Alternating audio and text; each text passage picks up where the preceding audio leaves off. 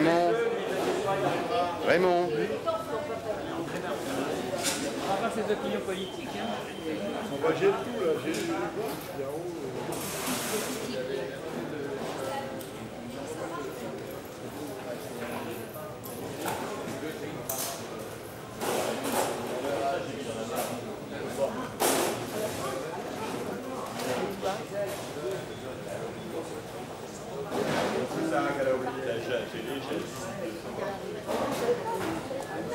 Fais coucou à la caméra, Marcel.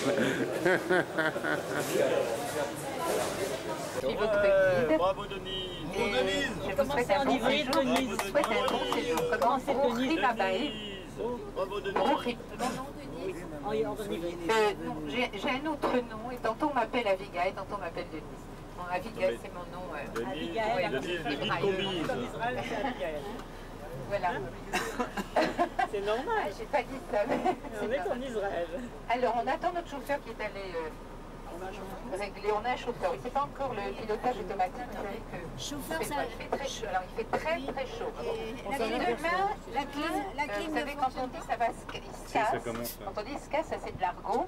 Mais en hébreu, peut-être ça vient de l'hébreu, parce que quand ce vilain temps du charave, on en dit qu'il se casse.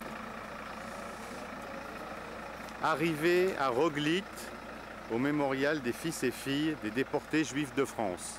Marcel.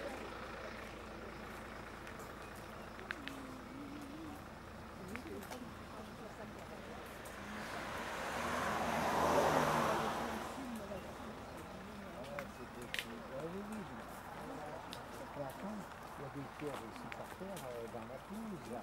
Mais ça a été arrangé. Oui, non, mais c'est...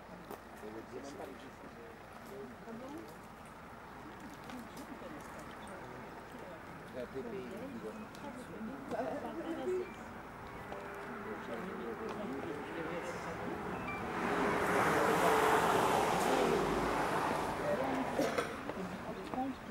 Ça aide à dernière, chaque fois que je t'ai fait ça.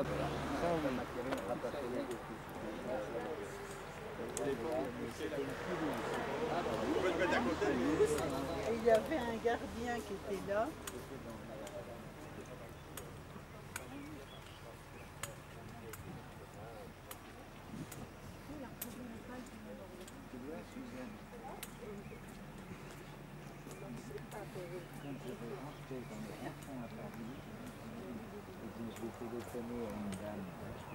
Attention, elle ne se prend pas les pieds non plus alors. Parce qu'il faut la caméra.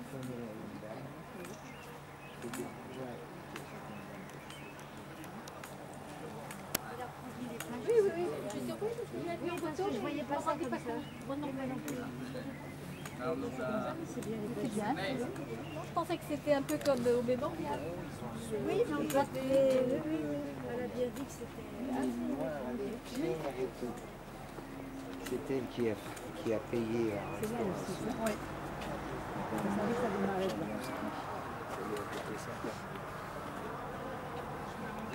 Tu voudrais essayer de retrouver Là. Non.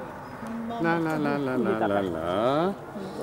Là, le convoi numéro 6, il commence ici. Et donc, c'est tout ça, là. Et attends, papa, je sais que c'est quelque part. Là, c'est le 5. Alors, c'est où ici? C'est en Mariès. Ici, c'est 12.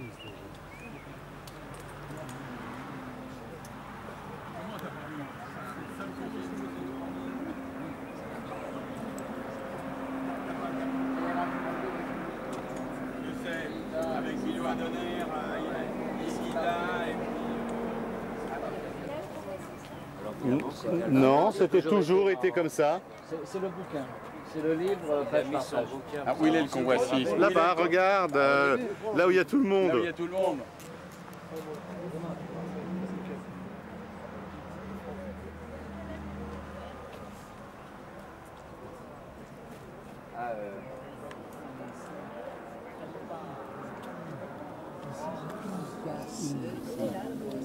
Tu peux le prendre? Là. Vous avez quelqu'un? Je sais pas ce qu'il pense que tu l'as. Tu l'as? Ah oui, je l'ai.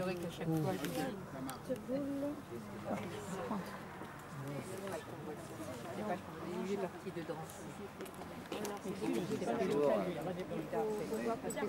me rappelle de vous, il y a une soirée. J'étais venu. Vous étiez en train de parler au téléphone, je ne l'ai pas. Oui, oui, non. On parle tout le temps au téléphone. Dans le monde entier, on vit qu'avec. Non, mais je suis en train de regarder ça. D'abord, donc on m'a dit en tant que président, il fallait que je parle. Donc je parle. D'abord pour vous dire la joie que j'ai d'être avec vous. Cela faisait partie, il y a 2 ans, quand j'ai pris la présidence de l'association, sur une idée de notre ami Antoine Mercier, et pour être dans la lignée de nos amis du Convoi 73, on avait donc décidé d'ouvrir une souscription pour aller planter des arbres en Israël.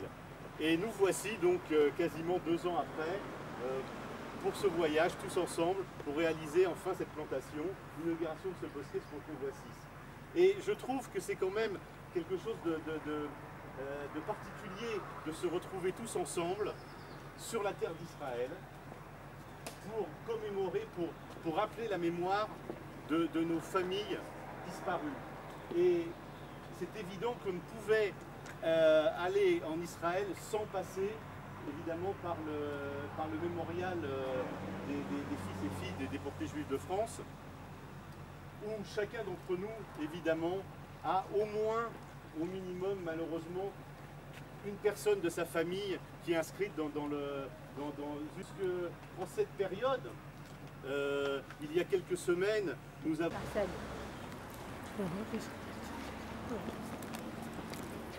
Marcel, donne-moi ton capelet. Mets ton chapeau. Donne-moi ton chapeau et garde ton capelet, je te regarde. Qu'est-ce que tu veux?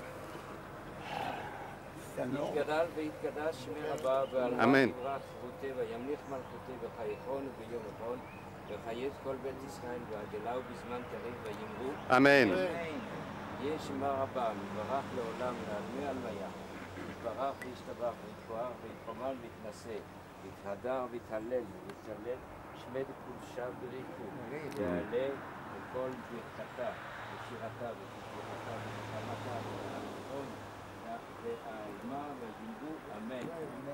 יש שמה רבה משמיה וחיים עלינו ועל כל ישראל ויאמרו אמן.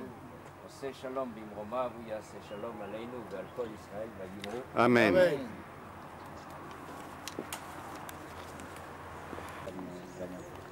Bon, j'étais le prof de son fils. Ah oui. Le prof de Frédéric, maintenant il est très célèbre, moi pas, mais Vous avez eu un coup de fil de Jennifer Feierman quand il travaille là. demain, je peux dire qu'il vient. Daphna va venir avec son mari. Il y a une femme qui s'appelle Suzanne Lieberman.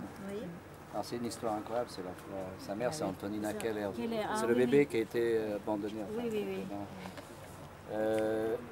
Lui il a téléphoné, Émile Neumann. Il viendra aussi. Il viendra. Colette Azan, elle ne vient pas, elle ne peut pas venir, elle a un problème personnel, c'est la famille Albert. Lui, il m'a dit qu'il venait, Erlir. Oui, il a déjà c'est de la famille de Marcel. Claude Albert doit nous rejoindre. Oui, mais il va passer par moi. Non, lui il viendra à l'hôtel de... Il y a une famille Tadmor. Oui, tout à fait. Oui, oui. Michel Tadmor. Voilà. Il y a Félix Asner. Eisner, lui il m'a téléphoné.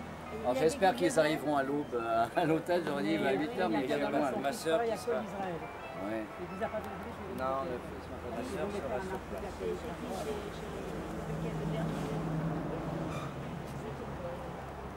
Eisner, son fils. Voilà.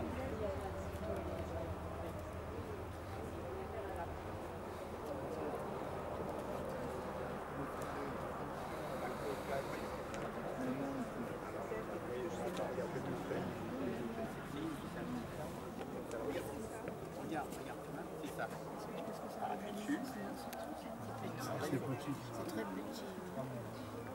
Et pas en fonction de faire des signes.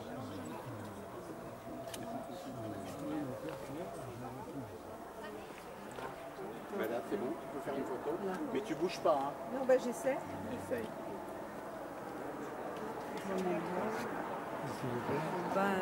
Marcel nous dit de reprendre parce que c'était flou. Oui, c'est flou.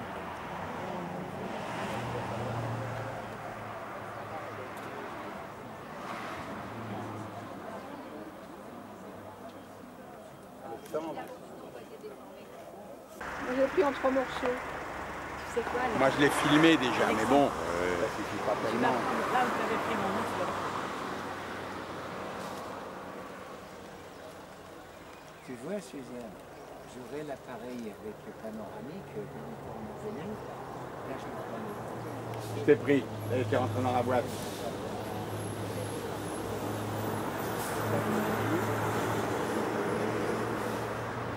Alors, vous avez une étiquette que vous collez sur votre bagage. Soyez gentil de m'écouter 2 secondes. Coller sur le bagage. Dedans, vous avez une étiquette avec un numéro. Vous le collez sur votre bagage, on va vous le monter dans votre chambre. Voilà. Sauf si on colle. Maintenant, si vous voulez monter vous-même, alors vous montez. Herder Daniel. Arrivé à l'hôtel Prima Kings à Jérusalem. Pierre-Man Lucienne et Morgenstein Famille. Oui, voilà. Alors, Ça. Ah oui, c'est bien. Alors, on n'a pas de lumière. Premier dîner. Ouais, nous on mange déjà. Pendant que d'autres s'amusent. On va aller se coucher après. C'est ça en fait. Hein. Marie-Reine, où elle est partie déjà? Pour une fois, je vais la prendre avec son mari. Elle est partie au buffet. Pourquoi? Au buffet. Il n'arrête pas Marcel, on le dans le téléphone. C'est New York qui t'appelle? Bon, tu dis qu'on va. André aussi, il n'a pas dû faire envie parce qu'on a fait le son.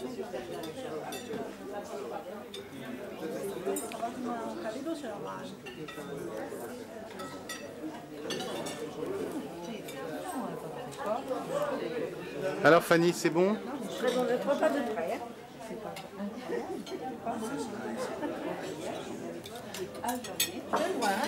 De loin. Les vieilles dames, c'est de loin. Oh, où il y a des vieilles dames ici? Belle veste. Marcel, regarde-moi. T'as gagné ça. Bon, ça a l'air bon parce que personne ne parle. Hein. Très appétissant.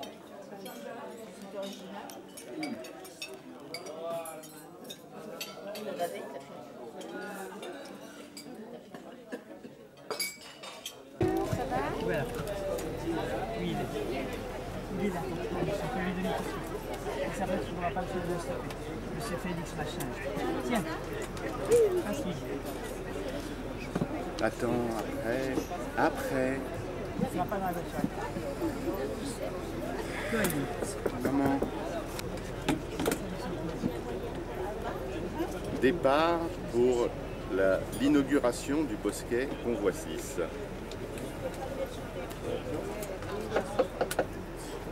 Au carton, bonjour, pour ceux que je n'ai pas vus, bienvenue. Soyez gentils de vous asseoir, ceux qui sont arrivés hier, donc qui font partie du groupe des 23 personnes. Quelle la monnaie de 100 shekels dans le car? Alors tout le monde, bonjour, rebonjour, tout le monde est installé, les clandestins, les vrais, les Tu me faux. dois 20 shekels, je te dois 20, je te dois 20. Tout le monde a sa place. Dès que je dépense Allez. je te dois 350, 35, 70 euros. Pour l'association. Si tu veux, je te les donne tout de suite d'ailleurs. Non, je te les donne tout de suite. Attends, non, pardon. Je vais me mettre à transvaler. La Knesset, là-haut. La Knesset, là-haut. Voilà, on vous laisse faire des photos, je crois que là c'est les retrouvailles. Donc, merci d'avance de votre soutien au Keren Kayemet l'Israël. Cette route, on n'avait pas un autre choix pour pouvoir rentrer dans la forêt des martyrs de Kissalon. On était obligé de prendre l'ancienne route de Jérusalem-Tel Aviv. Et comme vous le remarquez, elle est très jolie. Et la plupart de ces arbres que vous voyez, ça a commencé par la plantation, ça a été fait par l'homme, par l'intermédiaire du Keren Kayemet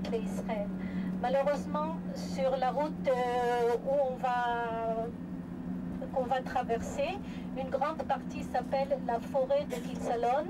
C'est la forêt des martyrs. C'est une forêt que le Keren Kayemet l'Israël a dédiée aux 6 millions de juifs péris dans l'Holocauste.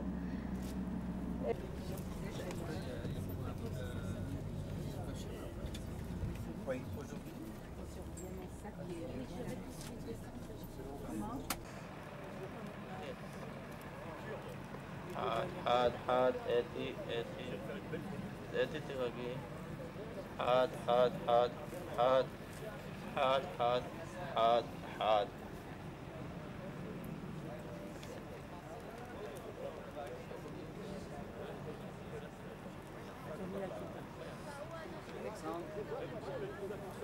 D'accord. C'est ma cousine Hélène Erlich. Enchanté. Chaco, toi dis donc je t'aurais pas reconnu toi. Salut Marcel. Ça va? Salut. Chaco. Salut. C'est gentil d'être là. Salut. Vous attendez, là on avait un rendez-vous. Bien. Oui. Peux-tu poser pour moi? Attends, je dis pas, mais... Attends, Jonathan, je te...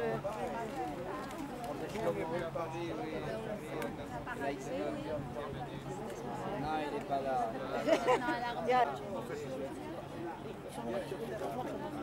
Symboliquement, c'est là que...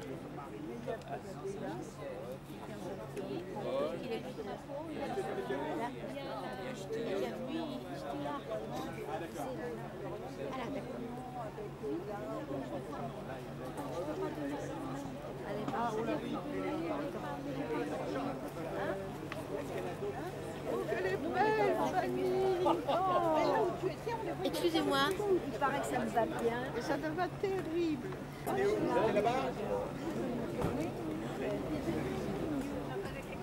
Oui. Oui, bien sûr. Mais ça, c'est en deux temps. Un premier temps, donc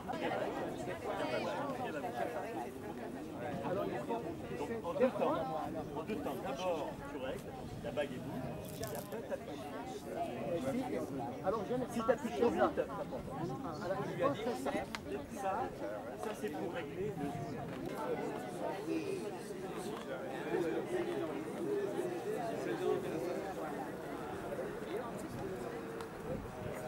Ah, la tête Alice. Oh, pardon. Excusez-moi.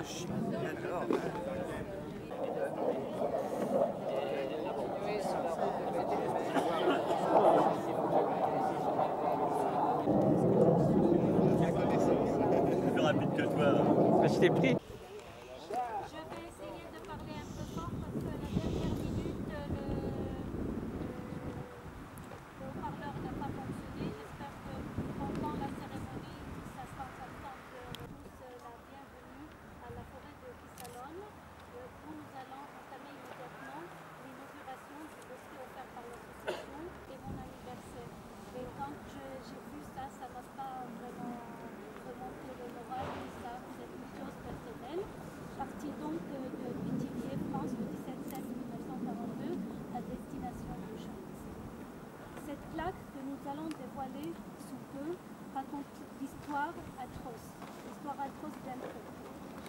Premier abord, la personne qui la lira restera muette.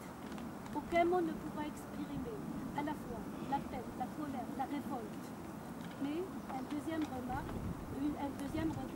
un peu plus approfondi raconte comment un peuple fort, brillant par son intelligence, a violé toutes les règles humaines.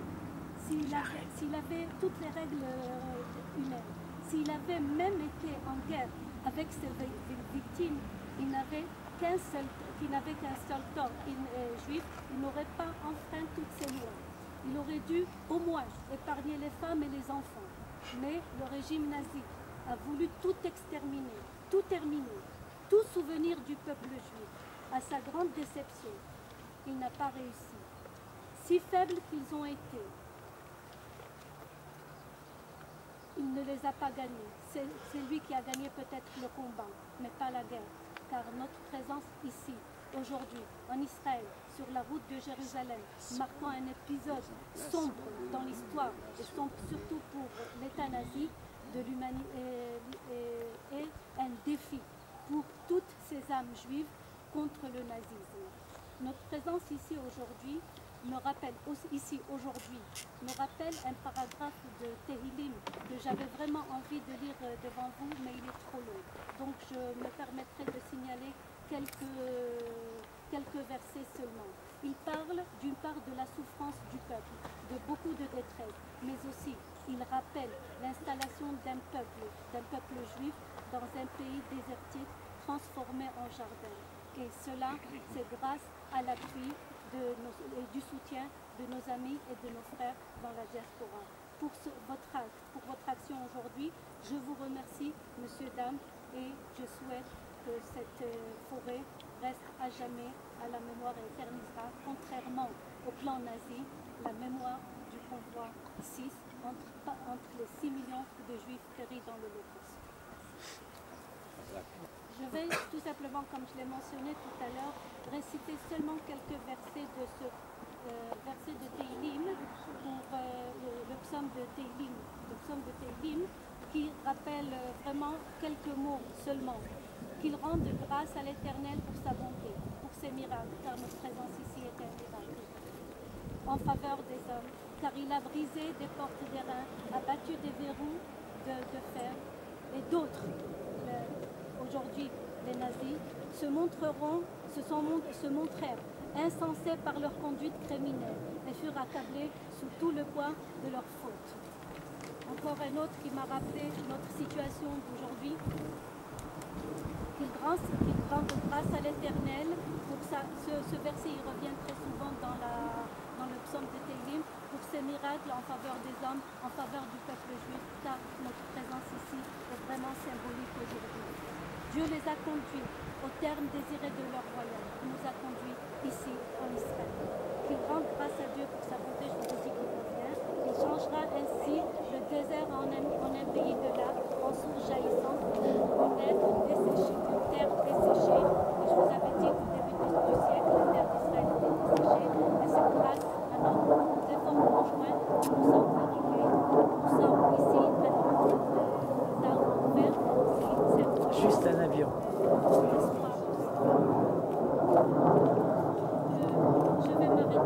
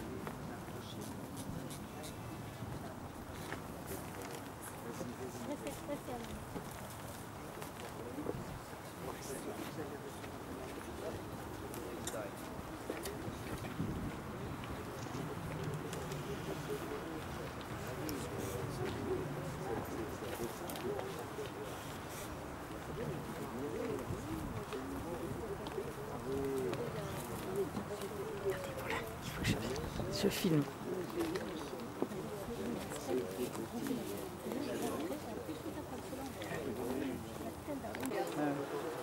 Qu'est-ce que tu me dis, Jaco?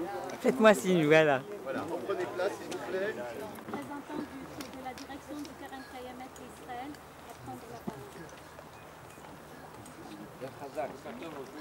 Je vais essayer de parler fort, je sais un peu.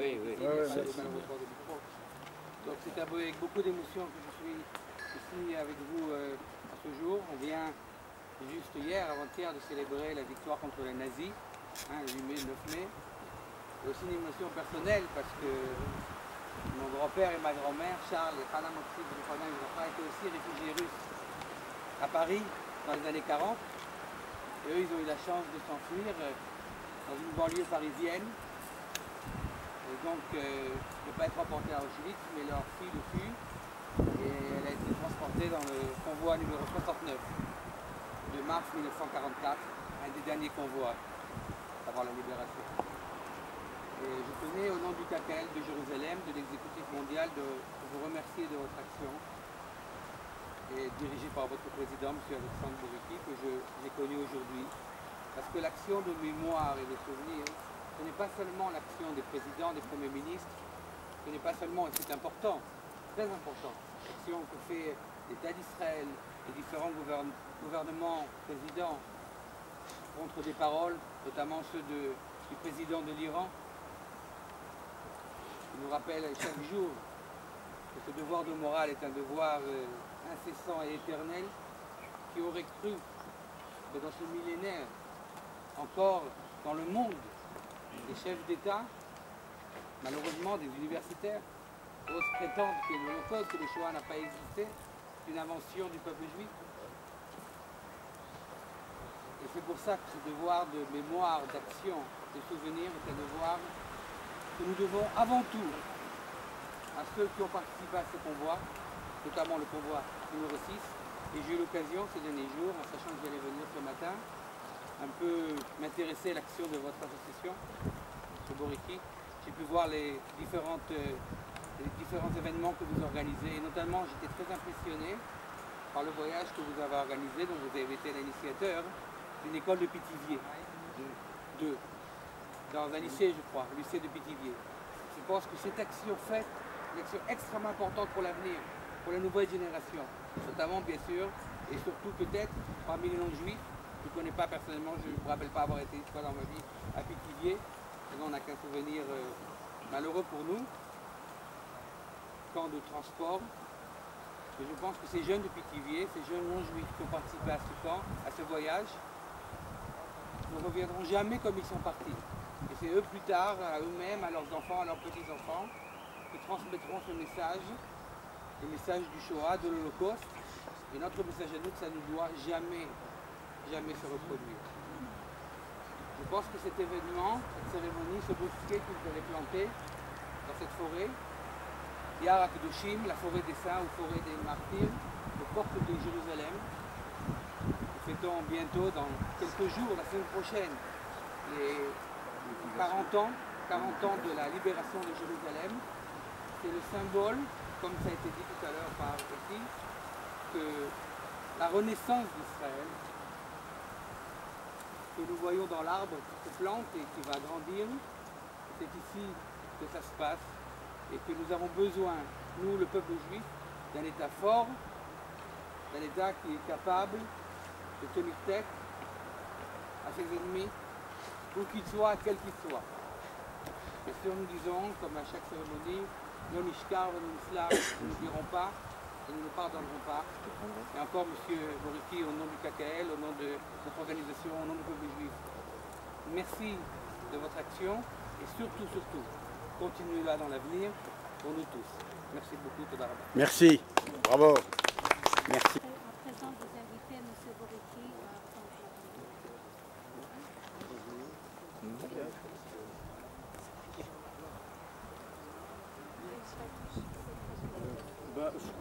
Non, tout le monde comprend. Ouais, c'est bon. Madame Ethyle Ancry, Monsieur Yitzhak Mopsik, représentant du KKL, chers membres de l'association, chers amis. Le 17 juillet 1942, 6h15, à Pithiviers, dans le Loiret, 809 hommes, 119 femmes, dont pour la première fois 24 enfants, sont brutalement entassés par la police française dans les wagons à bestiaux. Après un voyage de 3 jours, dans des conditions effroyables, entassés par 100 dans des wagons à bestiaux, sous la chaleur implacable de ce mois de juillet 42, sans eau, avec le peu de nourriture qu'on leur a permis d'emporter, ils peuvent à peine tenir debout, collés les uns aux autres, s'asseyant à tour de rôle par groupe de 10 pour se reposer un peu. Un simple seau au milieu du wagon pour faire leurs besoins et une petite ouverture de 20 cm sur 30 pour renouveler l'air étouffant qui s'engouffre dans le wagon. À l'arrivée à Auschwitz, lors de l'ouverture des portes, de nombreux corps sans vie sont extirpés des wagons. Ils n'auront pas le temps de reprendre leur souffle. Descendus sans ménagement, sous les hurlements et les coups des capots et des soldats allemands. Le seul air qu'ils pourront respirer, c'est l'odeur nauséabonde, indescriptible de la fumée des corps brûlés dans les fours crématoires. Et les seuls encouragements qu'ils entendront, c'est ceux du commandant du camp d'Auschwitz, Rudolf Höss, qui hurle « Vous rentrez dans le camp d'Auschwitz par cette porte. La seule façon d'en sortir, c'est par là », en désignant du doigt la fumée sortant des cheminées des fours crématoires. Ces déportés, on peut considérer qu'ils eurent un peu de chance, puisque quelques jours avant l'arrivée du convoi 6, il y eut une grande sélection, orchestrée comme souvent par l'horrible Dr Mengele. Et les Allemands, ayant alors besoin de bras neufs, ne firent pas de sélection à l'arrivée de ce convoi et laissèrent rentrer tout le monde. Ceci explique peut-être en partie le nombre, entre parenthèses, relativement important de survivants de ce convoi par rapport à d'autres. 93 survivants en 1945, soit environ 10%. Quasiment tous ces déportés venaient de Pologne et de Russie, avaient fui l'antisémitisme et les pogroms qui sévissaient dans les années 30, et leur seul crime était d'être nés juifs. Ils étaient venus en France, pays des droits de l'homme, de la liberté, de l'égalité, de la fraternité, pour recommencer leur vie, courageusement, en voulant s'intégrer. Au début, la plupart ont travaillé durement, gagnant de maigres salaires à la sueur de leur front, tout en vivant pour beaucoup dans des petites chambres d'hôtel. Puis leur situation s'est améliorée, leur permettant d'acheter ou de louer de modestes appartements, desquels ils seront spoliés après janvier 1942 et la conférence de Wannsee qui décidera de l'organisation de la solution finale. Avant cette date, la plupart des déportés du convoi 6 qui habitaient Paris avaient été convoqués par le fameux billet vert en mai 1941 pour contrôle de leur situation. Ils furent alors arrêtés sans ménagement par la police française, sous le fallacieux prétexte d'être en surnombre dans l'économie nationale, et parqués à 80 km de Paris, à Pithiviers et à Beaune-la-Rolande, dans les camps d'internement du Loiret. Un de ces camps qui fait encore honte aujourd'hui à la France. Même si les conditions n'étaient pas comparables avec celles qu'ils vont connaître plus tard à Auschwitz, la vie à Pithiviers et à Beaune-la-Rolande était dure, avec peu de nourriture, sous la surveillance des gendarmes et des douaniers français. Certains de ces gardiens permettaient quelquefois de passer une lettre ou un colis de la famille et organisaient pour les plus bienveillants d'entre eux une courte visite de la femme et des enfants. Mais très vite, les conditions devinrent plus dures, malgré un semblant de vie sociale, comme peuvent en témoigner les quelques lettres et photos envoyées de ces camps du Loiret. Puis arrive le 16 juillet 1942 et la grande rafle dite du Veldiv, au cours de laquelle plus de 13 000 juifs parisiens vont être arrêtés. C'est à cause de cette rafle que les autorités allemandes vont décider du départ du convoi 6 pour faire de la place dans les camps de Pithiviers et de Beaune-la-Rolande aux personnes arrêtées la veille. Près de 60 ans après, l'association Mémoire du convoi 6 a vu le jour, du désir des enfants et familles de ces déportés de ne pas oublier. Tout est parti d'une petite annonce en mars 1999 de Marcel Steinberg, paru dans le journal de l'association des enfants cachés.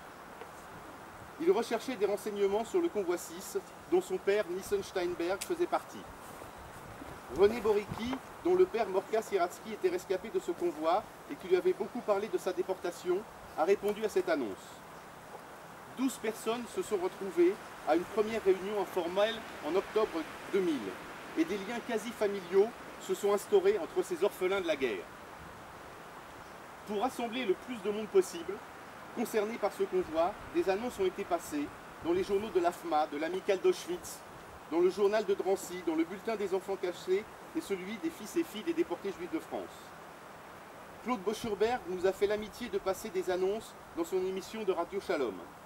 Il a fallu aussi élargir nos recherches au-delà de l'Hexagone, en Israël, en Australie, aux États-Unis, à l'Holocaust Center et en Angleterre.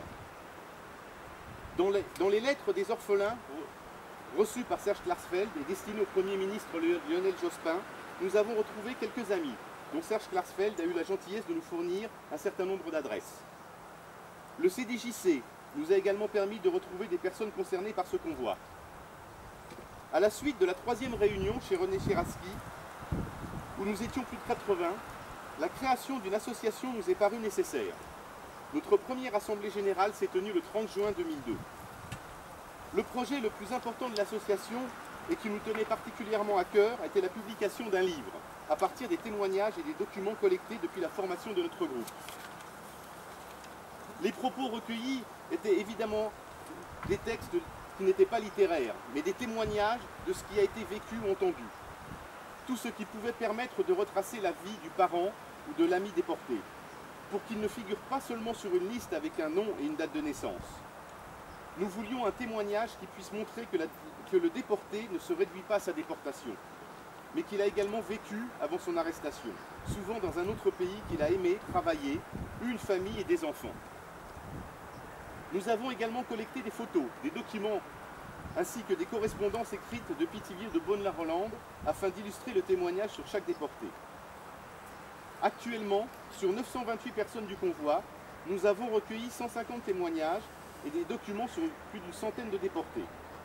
Nous avons retrouvé 250 personnes dont un membre de la famille ou un ami a été déporté par ce convoi, dont 27 en Israël par l'intermédiaire d'Aloumine. Notre ouvrage qui regroupe tous ces témoignages a été publié en mai 2005 aux éditions du Cherche Midi sous le titre Convoi 6, Destination Auschwitz. L'association a également organisé le 17 juillet 2004 une exposition des photos et des documents collectés à Pithiviers sous le titre Pithiviers-Auschwitz, Convoi 6, 17 juillet 42, un train parmi tant d'autres, dont on a beaucoup parlé dans les médias régionaux. Nous avons renouvelé cette exposition au mois de janvier 2005 pour les 60 ans de la libération des camps d'Auschwitz à la mairie du 19e arrondissement. Nous avons publié un CD-ROM tiré de cette expo. L'association diffuse auprès de ses adhérents un bulletin de liaison, Convoi 6 notre lien, qui rend compte de l'avancée des recherches, des documents et des témoignages sur le convoi. Nos recherches pour retrouver des personnes concernées par ce convoi se poursuivent. De plus, nous organisons des conférences dans les lycées et les collèges pour présenter notre ouvrage et notre exposition. Et nous avons réalisé 2 voyages à Auschwitz avec des élèves, en mai 2006 avec le lycée Georges Brassens du 19e arrondissement de Paris et en mars dernier avec le lycée de Pithiviers. Il nous fallait faire encore plus pour la mémoire de nos familles disparues, laisser une trace pour l'éternité. C'est de cette réflexion qu'est née l'idée de faire planter des arbres en Israël en mémoire des déportés du convoi 6. Une forêt, c'est une chose vivante. Les arbres sont un symbole de puissance, tranquille. Les arbres qui sont au sommet du règne végétal seront les représentants des hommes, qui sont au sommet de l'échelle des vivants. Sur un autre plan, on peut dire que si notre association a fait un livre de témoignages, c'est pour faire savoir, pour qu'on en parle, pour transmettre. Tout ceci pour transmettre et pour faire savoir aux autres. Mais un bosquet qui formera une forêt avec d'autres bosquets, c'est pour nous. 1000 arbres, ça se voit, ça se sent. Cela ne concerne pas notre intelligence, c'est directement quelque chose de ressenti. Et s'y rendre, c'est être au milieu d'eux. Bien sûr, il n'y aura pas de plaque sur chacun des arbres. Mais il n'empêche que cette stèle que nous avons dévoilée tout à l'heure est suffisante pour que chacun se sente en compagnie d'un proche, se sente le faire revivre autrement. Et puis, c'est sûr, il n'y aura pas autant de bosquets que de convois. Le bosquet de nos amis du convoi 73 existe déjà. Ils nous ont précédés dans cette réalisation. Mais encore combien de convois auront leur association? Quelques-uns? Très peu en tout cas. Alors pour nous, ce bosquet convoi 6, c'est le bosquet de tous nos disparus, qu'ils soient du convoi ou pas. Et ainsi, quelque part, ils revivront tous. C'est une occasion d'honorer toute sa famille, en un même lieu, qui ne soit pas un lieu inanimé et triste comme un camp, un cimetière ou une plaque. Ceci a été rendu possible grâce à vous, membres de l'association, et à la collaboration du KKL. Pour nous, famille des déportés du convoi 6, c'est comme si nous emportions l'âme de nos familles vers cette terre d'Eretz Israël, que tous les Juifs ont espéré depuis des millénaires. Il a fallu malheureusement l'extermination de 6 millions des nôtres pour voir la création de cet État.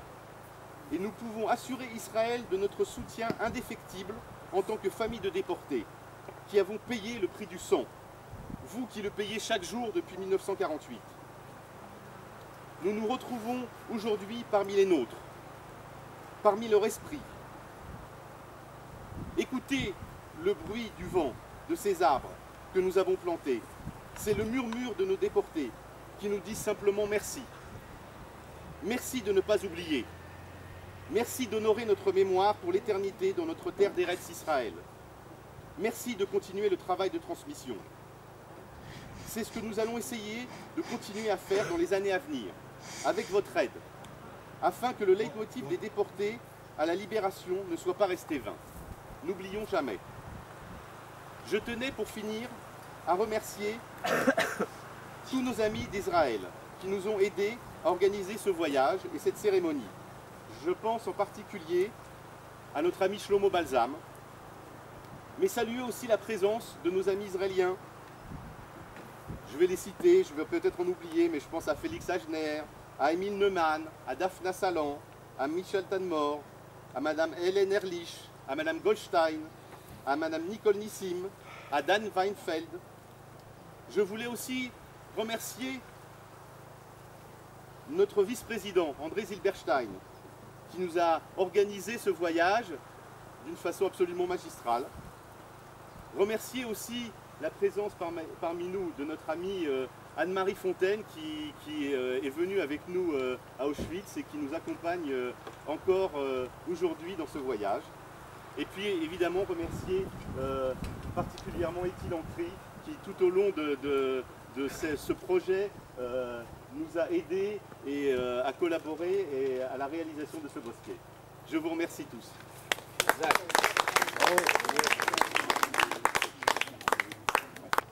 Et pour commencer, j'appelle au micro notre ami et ancien président Daniel Vancier qui va commencer la lecture.